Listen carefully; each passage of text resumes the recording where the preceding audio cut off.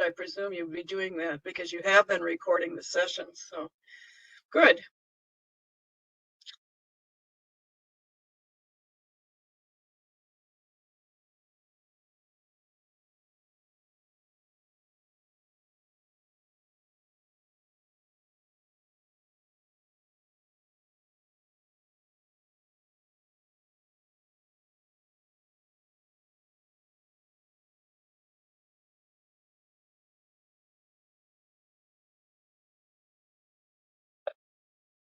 So we usually try to do a session like this every May, but I think this is better because I feel especially for our graduates, it's such a crazy time. It's very difficult in May. I mean, really every minute counts because that's the only time between the dissertation defense and the time that they need to submit their manuscript on ProQuest. So it's very taxing. Yes. It's better to do it in April. So I'm glad that we decided on the time in April, and I think we'll just keep it that way from now on. It's a good idea. Every day gets busier and busier. Schedule more and more packed. I wouldn't know anything about that. Oh, you would, of course you wouldn't. You do it. I was department chair. I think you know that. Yes, For I C do. and I. So I had a taste of that. Unbelievable. Okay, it's 6 o'clock. I think we should start promptly. Is that all right with you, Dr. Majette? Yeah, Dr. Johnson, let me introduce you because not everybody knows you. So I would like to take this minute to just talk a little bit about you. And of course, thank you for your willingness to share with us your recent experience of going through that process. So let me just say a few words. Obviously, it will not do justice to all of your accomplishments, but just in a few words, I just want our students to know that you received the University of Wisconsin-Madison's Distinguished Teacher of Teachers Award for your work with student teachers assigned to your classroom. Dr. Johnson also has co-authored more than 200 instructional texts for elementary, middle school, and high school students, as well as for adult learners. And Dr. Johnson's most recent piece is called Misplaced Blame, Decades of Failing Schools, Their Children, and Their Teachers. And Dr. Johnson earned her PhD at the University of Wisconsin-Madison and has recently returned to St. John's University as our full-time faculty member. So welcome, Dr. Johnson. Thank you, Dr. Majette. Dr. Majette is very smart in selecting me for this session because if you've read my little short bio, you know that I've had a lot of faculty positions. So you're probably thinking that poor thing can't keep a job. However, I have never been fired, at least not yet. So I just like to move around a lot because it's so interesting. We'll start. I gave Dr. Majette a sheet, a little outline, and we'll follow that. If you wouldn't mind sharing that, please. Thank you. So we'll start out with, how do I begin? Where do I look for a position in higher ed? Well, your best bet is to go to just Google Chronicle of Higher Education Jobs. And it's right there on the screen. You may want to copy that down if you're not familiar with it. But it's a really user-friendly site. And colleges and universities have to pay to advertise on that site. But it has everything you'd ever want to know. It has administrative positions, such as deans. It has faculty positions. It has jobs outside the academic world, such as government organizations, nonprofits, and so on. So you'll see that right up front on the screen. We're not going to take the time to go through it all because we have a lot to cover in 1 hour. But if you Google Chronicle of Higher Education jobs, you'll see what I mean. There's just a wealth of information there. You'll want to go to education probably, and there are various subcategories under education: teacher education, curriculum and instruction, special education, and so on. You'll also be able to choose either tenure track or an adjunct position. Adjuncts are part-time.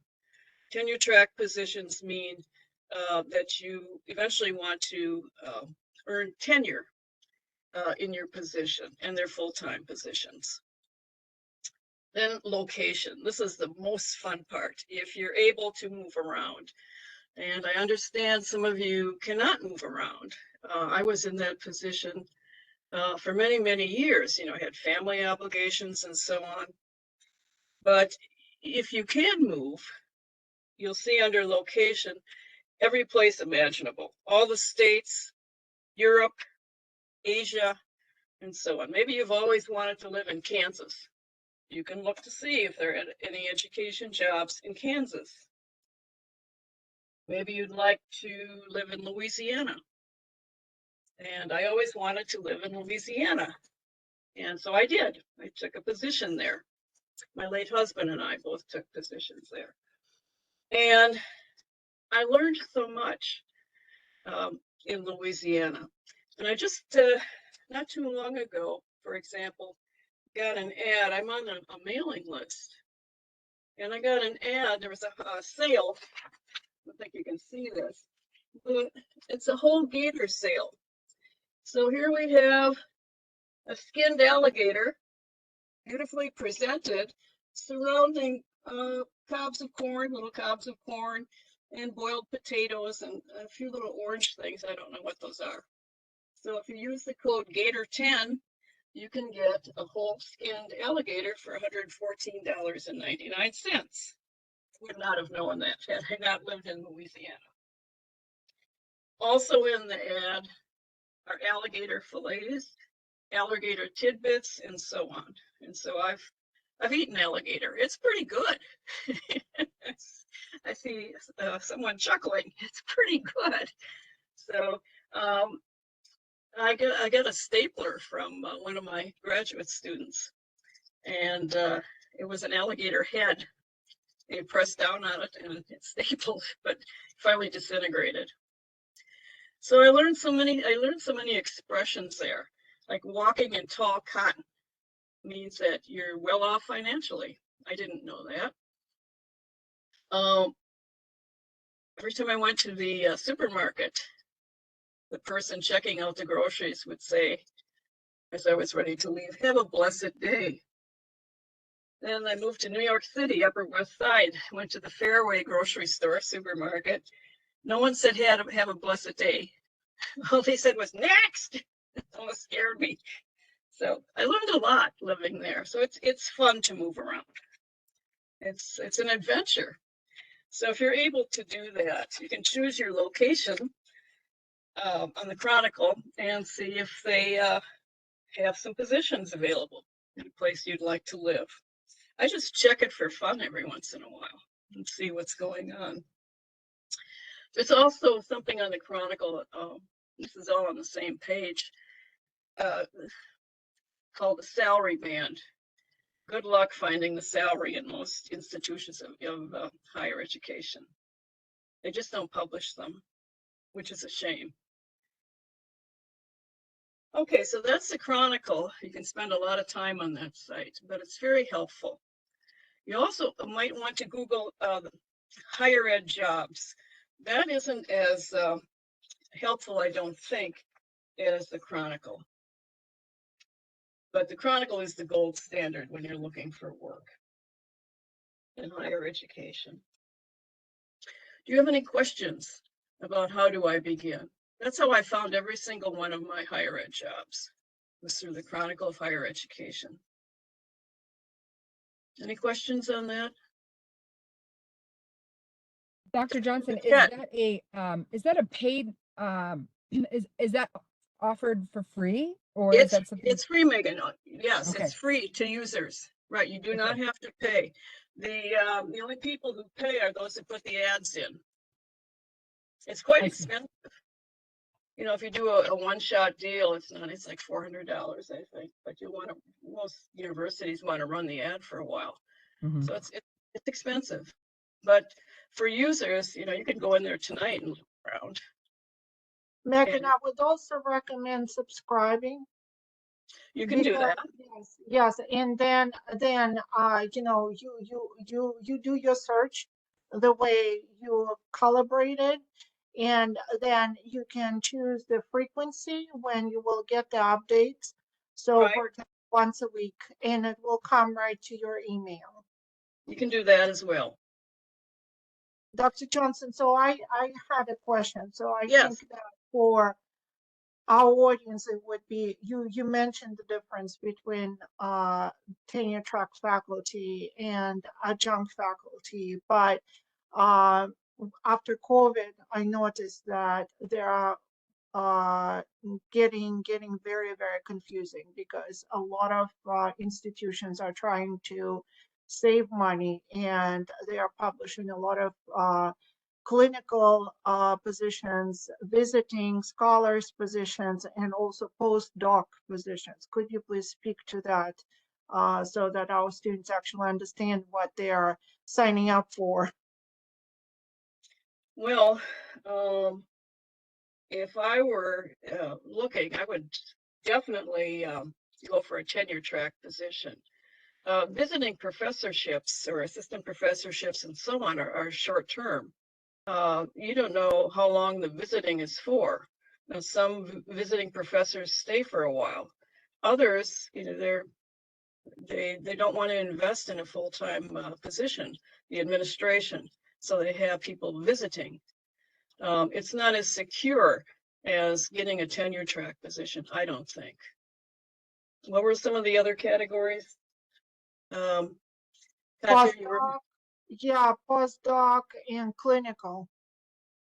well, clinical is where you go out into the schools. That's a clinical position. You're going out into the schools supervising student teachers. It's generally not viewed as an academic position where you're teaching classes. You may teach a class or two. Generally, clinical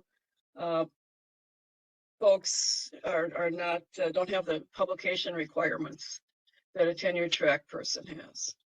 So you're really out there in the schools. It's a very important position, I think, but it's different from tenure track.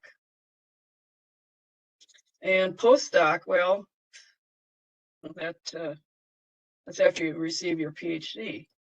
And I'm not sure, I've never applied for one of those. I don't know if it's, you know, it's probably a short-term situation.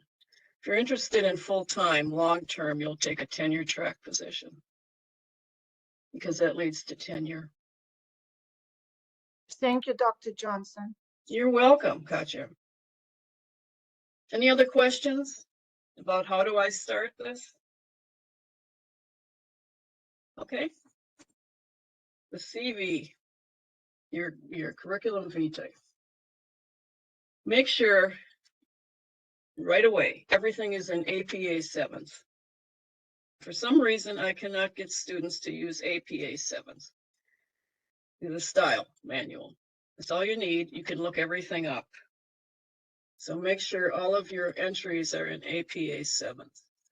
I'll tell you how I have my CV arranged, just as an example. I start with my degrees. Okay, so where I got my PhD, what it was in, the university, the date. Okay, some people don't put the dates down because they don't want the search committee members to know how old they are. But to me, that's just like hiding something.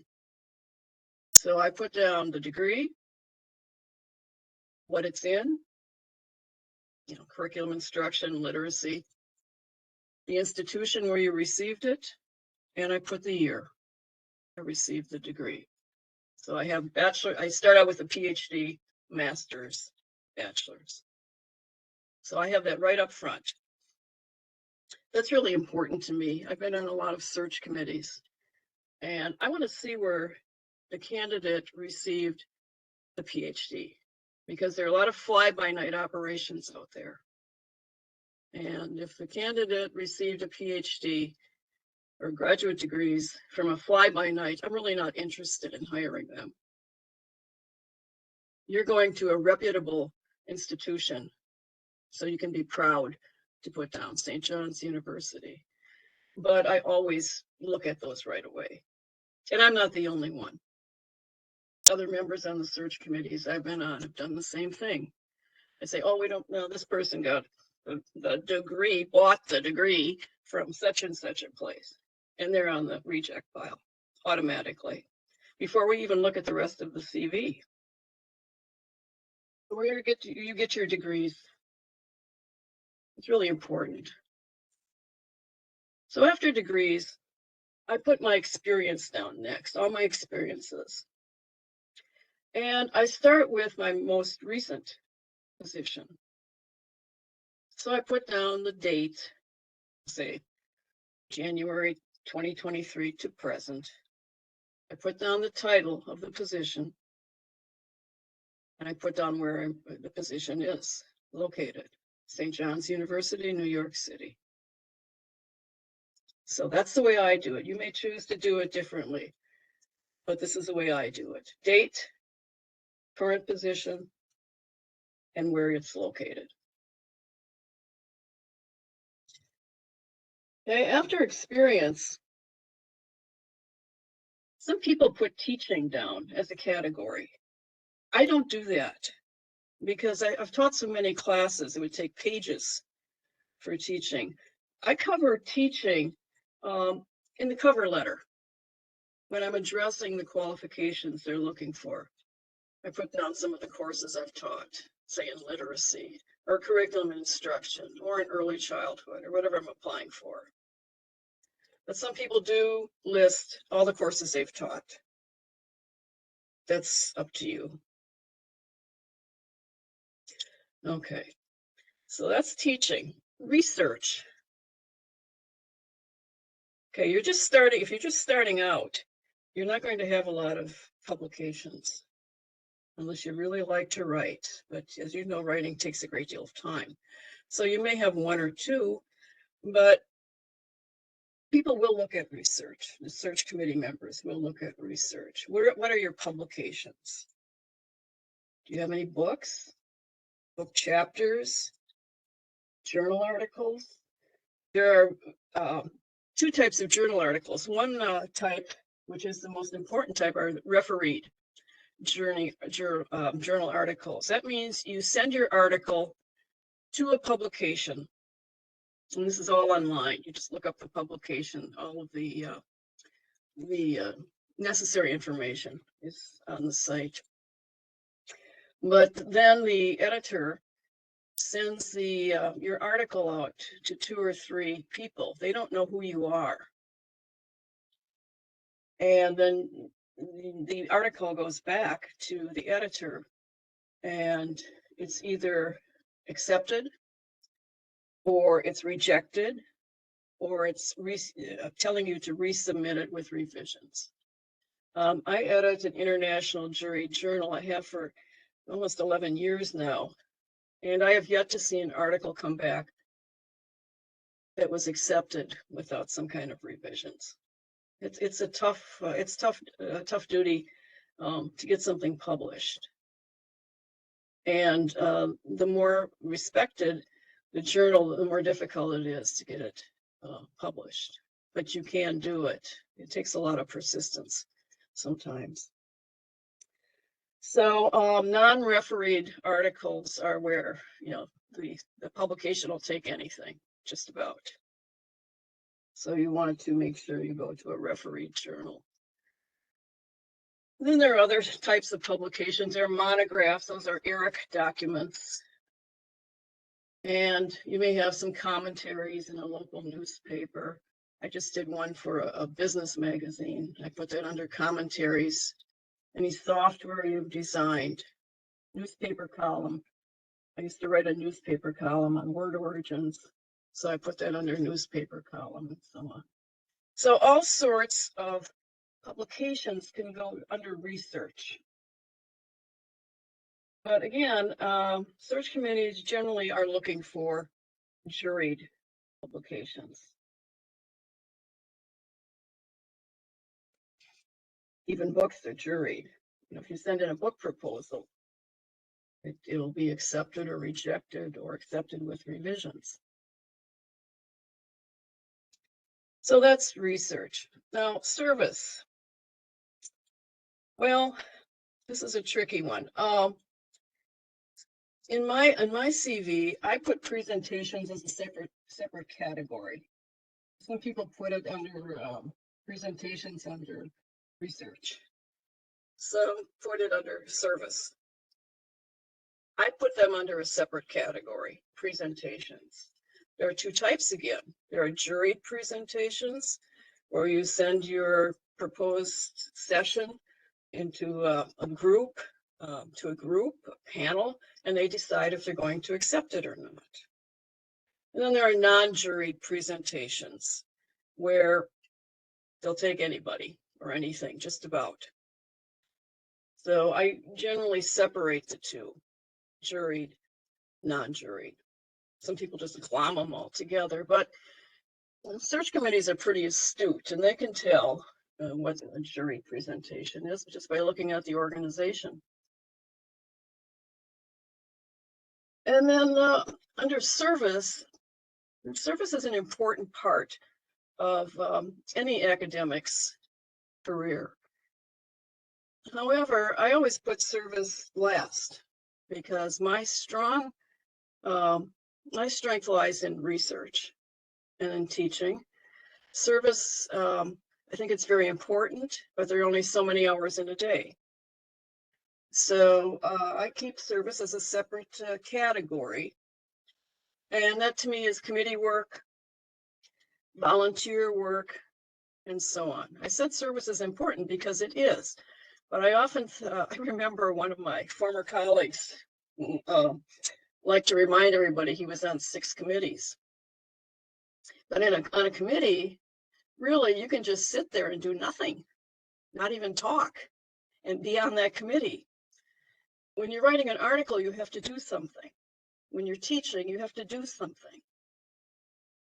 Being a committee member, maybe you're not doing anything. You're just sitting there occupying a chair. I hope not, but it does happen. So that's service. And any additional information, I have things like memberships. I belong to the International Literacy Association. I belong to NYSUT, that's a New York State United Teachers, that's a teachers union. Also additional information, any awards you've gotten, received. I put down my teaching license. I have a life teaching certificate from the state of Wisconsin. So I put that down because I taught public school for so many years. Okay. On your CV, don't embellish. Do not embellish. You'll get caught. You may really want a job, but keep it honest. I've seen 2 people fired in all the years I've been in higher ed. Both had tenure. One was a tenured associate professor, and he plagiarized. There was no need for that. He had tenure. He plagiarized. He got caught out the door. The other was a tenured full professor, the highest you can go in rank. And she embellished on her yearly report and was calling 2 pamphlets books. she got caught. So she had a choice. She could take early retirement or be fired. So she took early retirement. It's just not worth the risk. I can't stress that enough. Do not embellish. Somebody's going to look it all up and catch you. And the academic world is very small and word travels. So take my advice on that one. If you get nothing else out of this session, don't ever embellish. It's not worth it. Okay. Are there any questions on the CV that come to mind? Anyone? Dr. Johnson, I do have a couple of questions. Sure, go ahead, Megan. Thank you. And I just want to thank you for playing the role of muse right now, because I feel like you have a lot of experience, and Well, thank you. we're so, I'm sure a lot of us are so new to this process or have some idea, but not the experience. So some of my questions are going to seem probably self-explanatory, but I just want to cover a few things. That's no So, problem. No problem. thank That's you. why we're here. Okay, so I just was curious that, from the beginner's level, the CV, what would you consider some of the most important components as a beginner? Because a lot of the things that you listed that you put on your CV, we might not have, and so it would be very bare. Yeah. I am currently working on organizations being, incorporating more memberships. I'm trying to get a couple of things published that I've been working on. Just overall, my teaching experience. Dr. Majette has offered a lot of suggestions on things that you can do for different presentations and poster sessions and things of that nature. And Good. so, I'm sure at some point when you're looking for the assignment that they're going to post, I mean, maybe they won't post beginner level. I don't know. I'm not sure how that.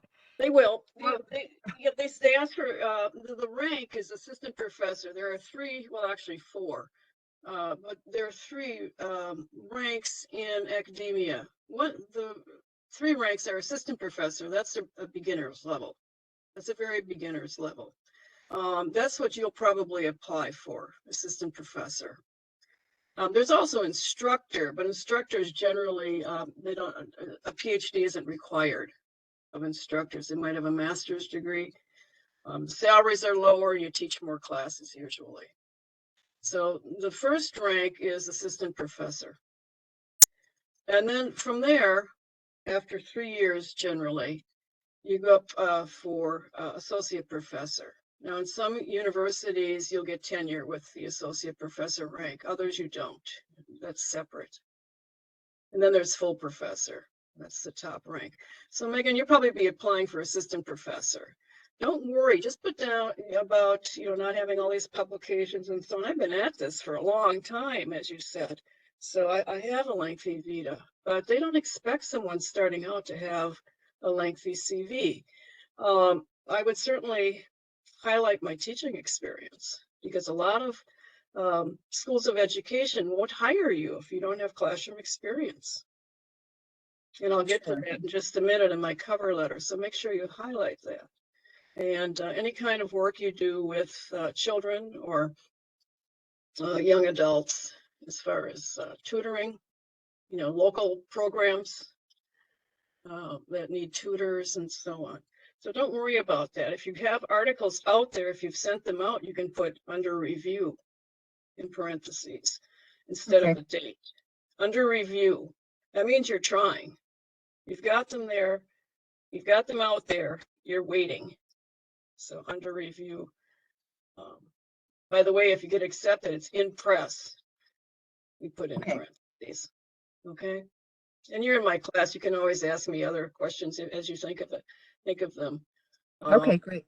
Okay, but just put down, like I said, just put down your experience, because that's really probably where you'll shine right now, because you haven't had the opportunities to do much publishing.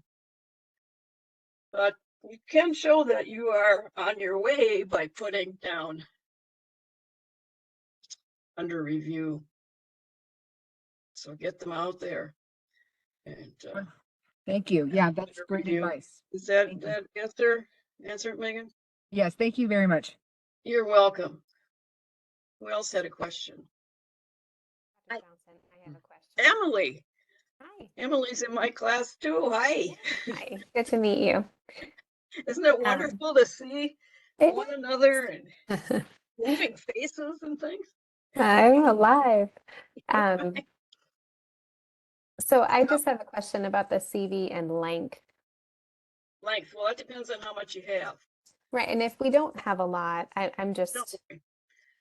Just be honest with what you do have. You know, you Mhm. have strengths that no one else has. And you can play to those. And when we get to the cover letter, I'll give you some information on what I put in mine. And you'll want to play up your strengths. okay. Thank you. Does I was that just help? wondering, since you've seen so many and been part I've of seen a some lot. research I've seen a lot. communities. But the beginning people who are looking for an assistant professorship, their visas are skinny because they haven't been out there. Right. But you do have the classroom experience. And you'd be surprised. There are a lot of people, a lot of professors who don't have that. Mm. And to me, that's crucial. It may not be to others, but to me it is, because I spent so many years as a classroom teacher and I know how important it was to my work as a professor. I couldn't do what I do in the classes I teach if I hadn't had all those years of classroom experience in teaching kids how to read. All children. So it's important to me. All right. Thank you. You're welcome. Any other questions? The CV? I do have Yes. one other I question. have a question. Oh, I'm so sorry. Go ahead. That's Okay, okay. Is that Oriel? it's Oriel. So I came in a little late, but so Sure. my concern is that I've worked in higher ed, but I've only worked in grant programs, providing like academic support. And I was thinking about applying for I guess assistant professors and faculty positions. And I realized that I don't really have that formal teaching experience. Mm-hmm. Well, then your strength is working with grants. And that's something that a lot of people don't have. And universities love people who get grants because the grants help pay some expenses, might pay for electricity, you're renting a room and so on. They really like grant money. And so I certainly would highlight that because the universities I've worked in usually don't have people who have a lot of experience in grant writing or support, which is what you've done. So I would highlight that definitely. Oh, okay. Even if, well, I wrote 2 grants. One was successful. And I guess that's my concern because I was also the director of academic support programs. So I was Get looking it to down. see if I could transition into maybe teaching, but I guess I'll have to wait and see.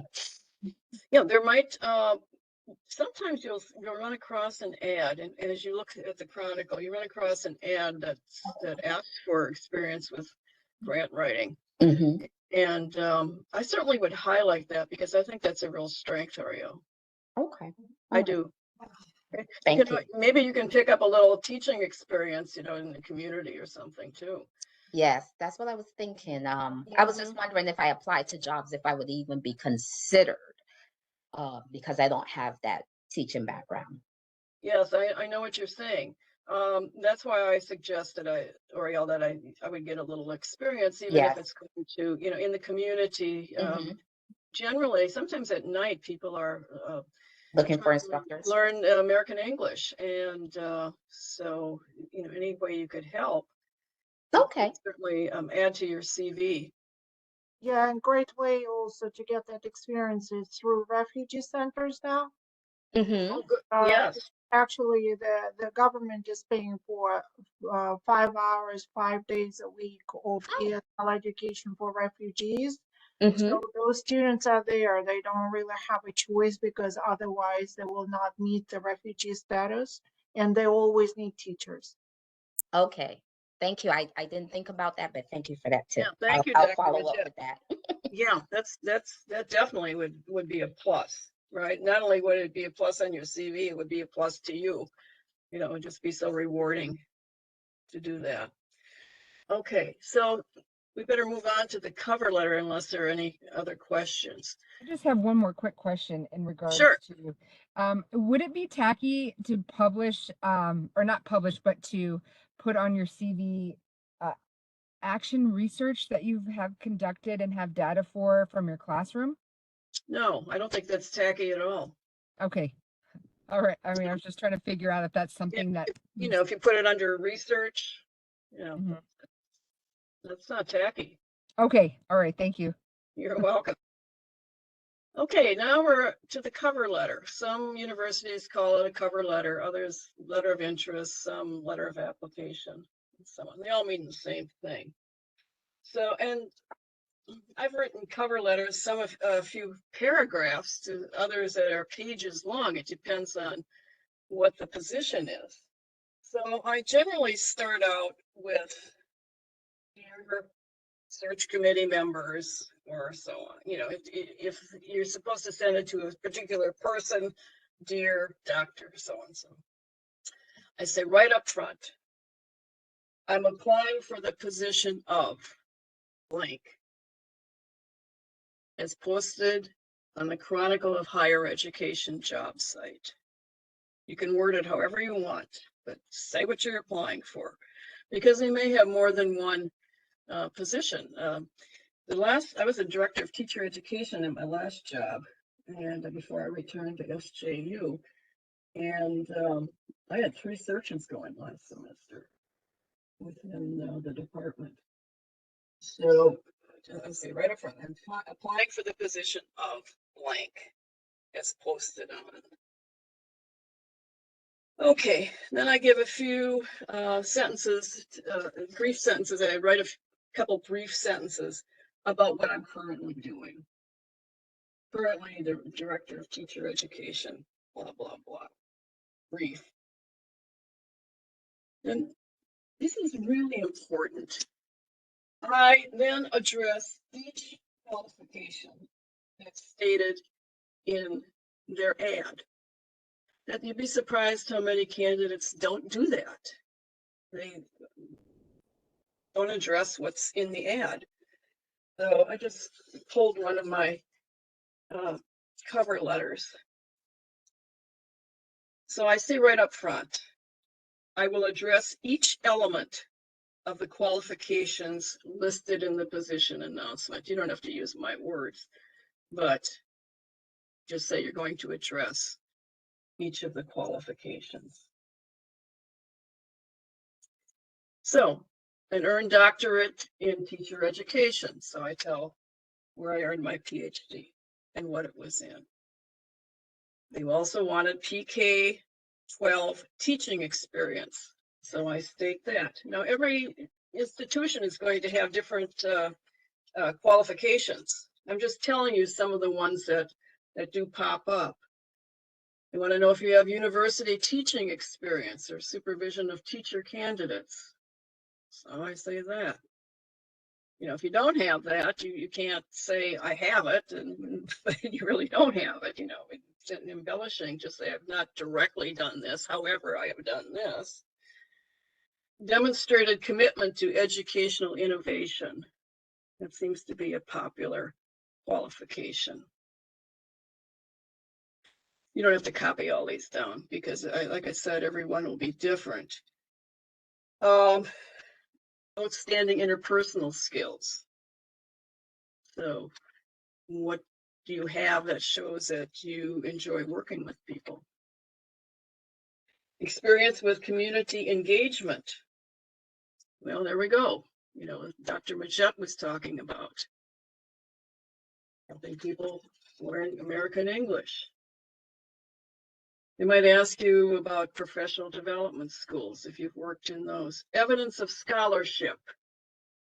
That's where you would put your any publications that you have, or if you've done some action research, or if, or like Oriel, you've worked with grant programs. Okay. And that's it. They'll ask for references. Most places just ask for names of 3 references. Some places will want letters, which I don't like, because you have people write letters, but then you don't even get an interview. So your references have put all that time into addressing the position that you're applying for, and you don't get an interview. So having a letter is a recommendation. This is what I put in one of my letters. Letters of recommendation are forthcoming. I don't say when. That's not embellishing. That's not telling a lie.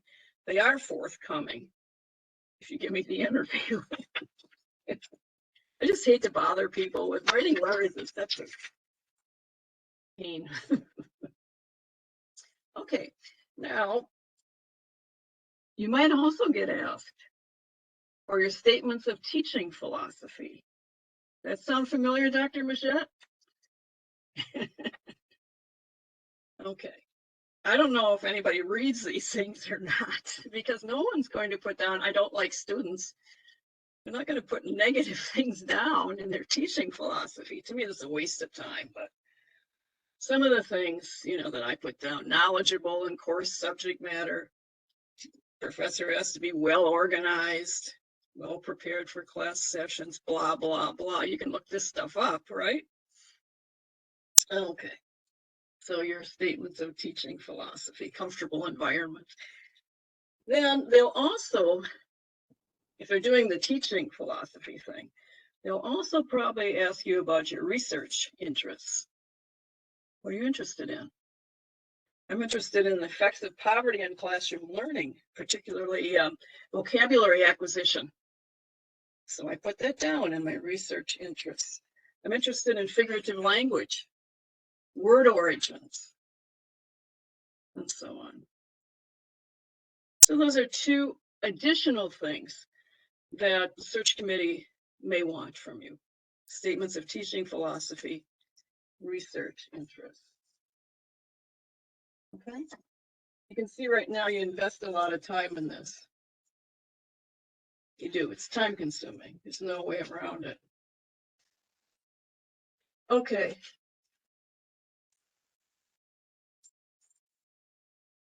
So that's the cover letter. Make sure you're prompt with all your materials. Even a day late is not good. Just because the search committee closes it off. Comes in late, too bad. Be prompt. Now we get to the interview. I have a few. This is Ma Johnson talking here. Be nice. Be nice. This is not just Ma Johnson talking. This is also Harvard Business School, because I looked up an article on preparing for interviews and self-promotion and so on. And the Harvard Business Review, this is May, June 2021, suggests showing yourself to be competent and likable. Competent and likable. No one is going to want to work with an unpleasant person. So it's not just Ma Johnson saying this. It's the Harvard Business Review. Be nice. It says you need people to notice your growth and accomplishments while enjoying your company. It's extremely important. You don't see that written too many places. But you want to be pleasant, mannerly. I know someone on a search committee who went to every single meal with the candidates for one reason only, to watch their table manners. Yes. So I see Emily laughing there. It's true. You never know. It's a hidden interview curriculum that they don't post. And applying for a job is a gamble because you don't know what this search committee is looking for. Maybe a colleague's spouse is applying for the position. Maybe a colleague's friend is applying for the position. Maybe there's some ageism going on in this hidden curriculum. Either they think you're too old and you're not going to last long, or you're too young. I had that happen. I was in an interview and I said, well, I'm not a beginner. And one of the search committee members said, good, because I don't want to babysit anybody. I've also been on search committees where one of the committee members said, oh, he's too old for this. I said, that's illegal. Age is a protected class. This guy has a lot of experience.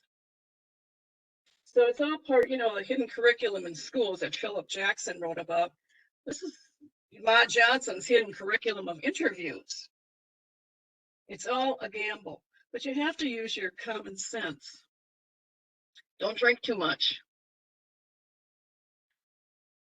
You'll go to, invariably, you're all tired and nervous, and you probably had a long flight, and invariably there's a dinner.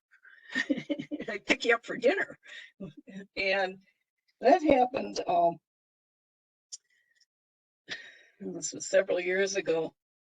So a colleague and I took the candidate to dinner, and she was just guzzling wine, just guzzling it, one after the other. And of course, we didn't say anything. Holy cow! That's terrible. And to make a long story short, she fell asleep in my back seat to getting her back to the hotel. And my colleague and I couldn't get her up. And the hotel was, it was quaint. It was lovely. However, the only access to the rooms was on the outside. Couldn't get there on the inside. So you had to go upstairs. And she, of course, was on the second floor. And so we had to get her up the stairs and get her into the room. And I said, you have to make sure you call me. I'm dropping off Dr. Smith. And then call me or I'll call you. Well, she didn't call. So I called her. She didn't answer the phone. And she didn't make it to the 8 o'clock breakfast. But I thought she was really a good candidate, but the dean didn't like her, so she didn't get the job. I didn't say anything about the wine, but you just have to kind of use your common sense. Poor thing was so nervous.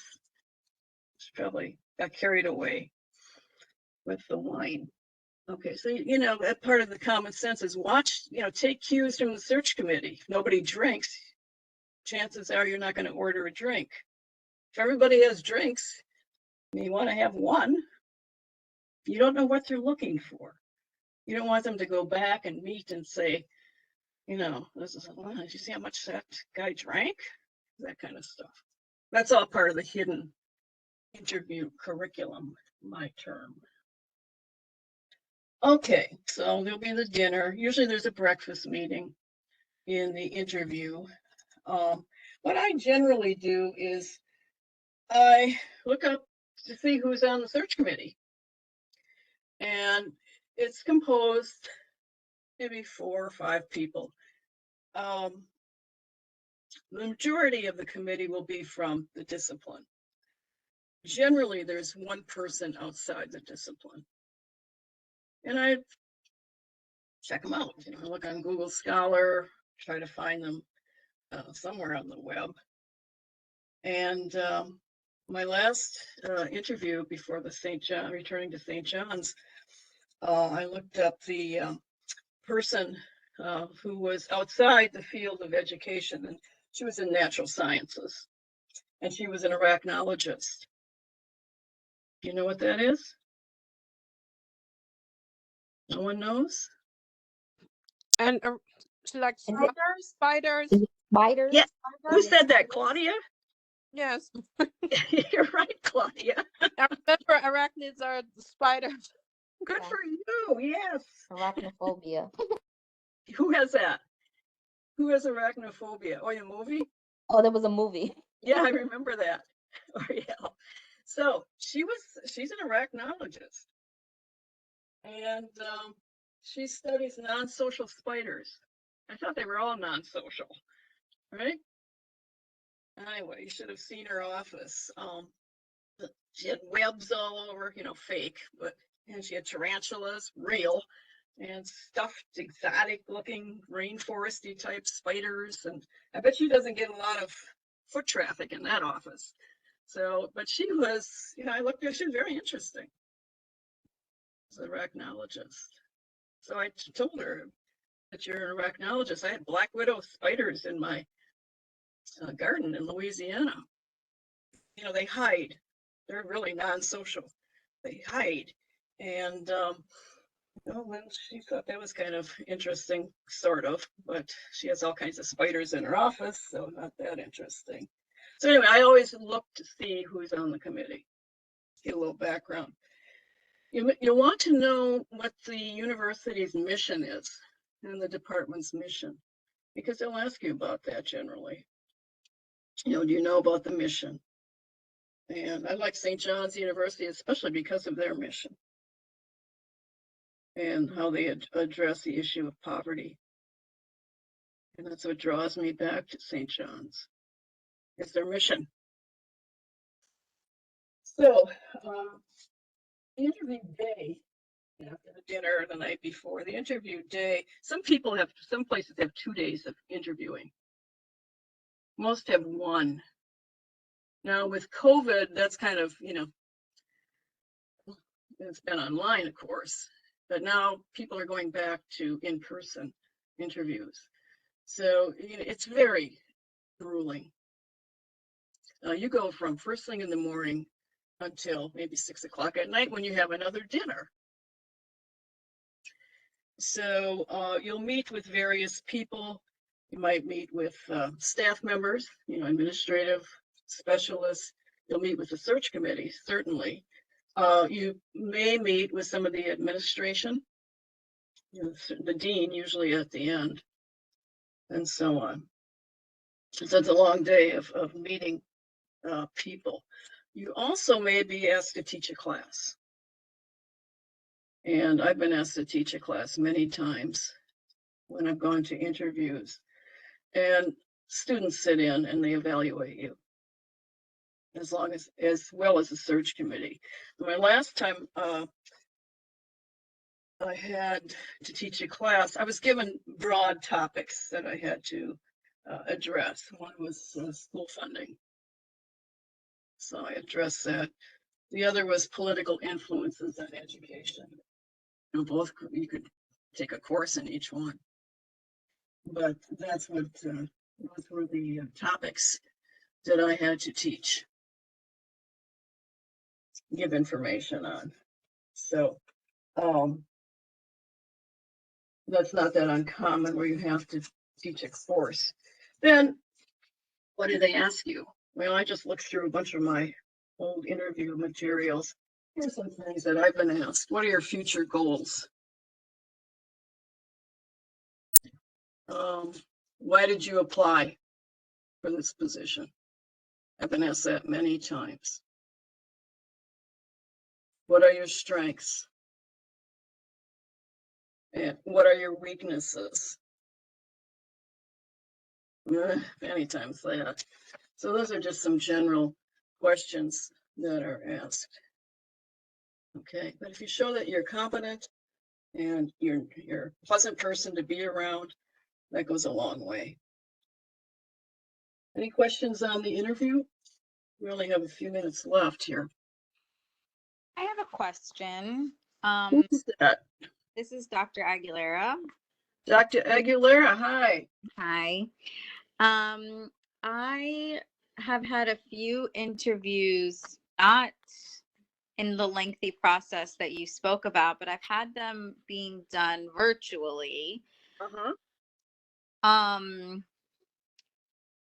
And they go through all of the questions and everything, and I usually don't hear back. Not usually, I'm saying, when I don't.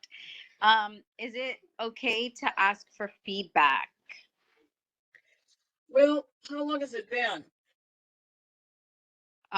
From the interview, like from when I was interviewed? Uh-huh. Well, for one, I interviewed in like February. Obviously, now I'm not going to ask for feedback, but just generally. Right. I never ask them for anything. That's just my policy. I mean, I'm still waiting to hear from someplace out in the Midwest. That was 20 years ago. Some places just don't answer. Mhm. And I figure if they don't answer me, then, maybe somebody's best friend got the job. I don't know. I Right. just, see, I cast a wide net. And, if you have the luxury of being mobile, if you're geographically mobile, Mm-hmm. cast that wide net, you'll find something. You'll find jobs. But it just takes a while sometimes. But I never ask them for anything. Right. I just don't. If they want to talk to me about something, they'll contact me. Mm-hmm. I guess because it seems like the interviews are going well. I mean, from my standpoint, again, it's only virtually, so it's a little harder to kind of It is. much, but I mean, I think I'm nice and I'm trying to be friendly. I'm part of the community, so I just don't know what else I can do. Yeah, I know that feeling. You just can't take it, and I have to tell myself this sometimes. You can't take it personally, because that hidden interview curriculum, you don't know what they've got up their sleeves. Not everything is out in the open just because they place the ad and have the qualifications down. Mhm. That doesn't mean that they don't have someone in mind already, and they very well could have. So it's nothing about you. It's what they've decided on. I mean, I've looked at places. I've applied. I thought I have all the qualifications. And I've looked later on to see the person that they hired who didn't have the qualifications I have. But then I figured, well, then it just wasn't the place for me. That's the way I look at it. It wasn't the place for me. It's too bad that people aren't upfront, but legally, I guess they can't be. Right. And they never tell you the salary till after you get the Right. offer, which I think also is something that should be changed, because you go through all that Mhm. and then you find out you can't afford to live in the place. Right. So, and moving expenses are puny. Mm-hmm. And I've heard, I'm not looking to relocate. Everything that I've interviewed for is usually local, Queens. Yeah. Are you able to move? No, my husband's a firefighter. So. Oh, well, you could firefight other places, right? There are Well, always fires somewhere. really find that anywhere else. No, so I work with St. John's occasionally when there's classes available in Queens College and Stony Brook, Sure. locally. But I've heard also that some schools don't want to hire within, so like moving departments or previous students. So that's true. In a TESOL department at Queens College, they don't necessarily want me to go to another department. Or at St. John's, I've heard that sometimes, because if I went to St. John's, they don't necessarily, and then it's not just St. John's specific. Right. You're absolutely right. And that's really true in your big research universities. They don't hire their own. They just they want the mix of other people and other ideas and so on. So yes, that's true. Usually a place will not hire a graduate of the place, right, Dr. Majette?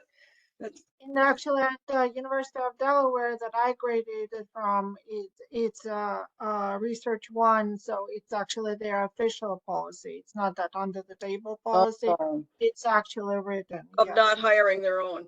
Yeah. okay. Yeah, UW-Madison too, it's a research university, tier 1, and they won't hire their own. Wow. Okay, that's very good to know. Yeah, that's true. Mm-hmm. Okay. Okay, we have like 2 minutes. Is there any Claudia, further- I think you had your hand raised a few minutes ago. was I that? just want- Claudia? Oh, Yes, Claudia, Yes, hi. I had a question about the CV.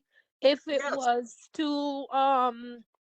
if it was incorrect to when you apply for a specific position, is it okay in the same cover letter to say, if they would consider you for any other open positions that they have in case I don't do that. you don't do that? Okay. I don't do that. Because, no, I just don't do that. I just apply, because maybe the search committee isn't aware of any other positions for one thing. Okay. But I just strictly, and I just want them to think I'm applying for that job, which I am, not other jobs, just that job. Okay. So they may take that the wrong way and say, well, she'll take anything. Okay. You just don't know. I would just apply. I would keep it to the position announcement. Yeah, I was wondering if it's, sound a little desperate on, the applicant's part to say, well, if there's anything else. That's one thing you don't want to do is you don't want to sound desperate. Mm-hmm. Because, somebody might think, well, there's something wrong here. Okay. Yeah, it's a gamble. It's a touchy situation when you're applying for a job, but I would certainly just keep it to that position. Okay. Can they ask you to teach outside of, because I heard you say you had to teach political something with education. As much as I am an educator, I don't know much how politics really influences it. So if they That's did okay, ask you because to do that's that, all right. I say, Well, you are an educator, so you know what the governor says, what your school board says, parental influence. You are dealing with politics every day. All educators are. So you really know a lot about politics. You think about funding, school funding. If you're teaching in an underfunded school, you certainly know the politics behind that.